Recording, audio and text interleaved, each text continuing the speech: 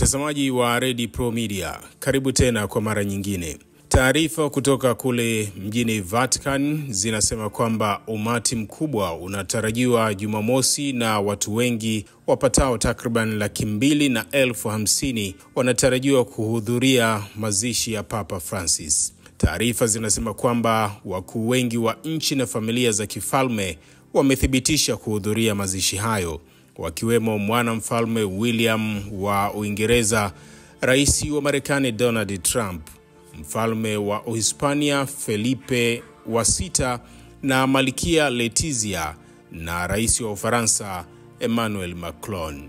Viongozi wengine wa kisiasa ambao wametangaza kuwa watahudhuria ni pamoja na rais wa Brazili Luiz Inacio Lula da Silva, rais wa Poland Andrzej Duda, rais wa tume ya Umoja wa Ulaya Ursula von der Leyen na rais wa Ukraine Volodymyr Zelensky.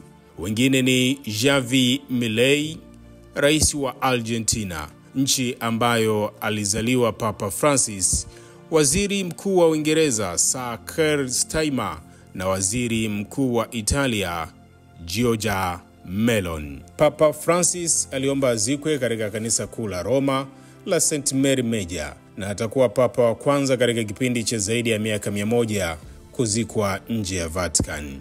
Katika usia wake wa mwisho, Papa Francis aliomba azikwe bila mapambo maalum na kwa maandishi tu ya jina lake la papa katika Kilatini, yani Franciscus. Kufuatia mazishi hayo, mkutano wa makardinali utafanyika ili kumchagua mrithi, na mkuu wa chuo cha makardinali ana siku 15 hadi 20 kuwaita makardinali jijini Roma mara tu papa atakapozikwa siku ya Jumamosi. Bado usisahau kusubscribe, kushare na kucomment YouTube channel yetu ya Red Pro Media kwa taarifa zaidi, na tutaendelea kukujuza na kukufahamisha juu ya kifo cha Papa Francis, mazishi na upatikanaji wa mrithi wa Papa Francis ambaye ni kiongozi mkuu wa kanisa Katoliki ulimwenguni.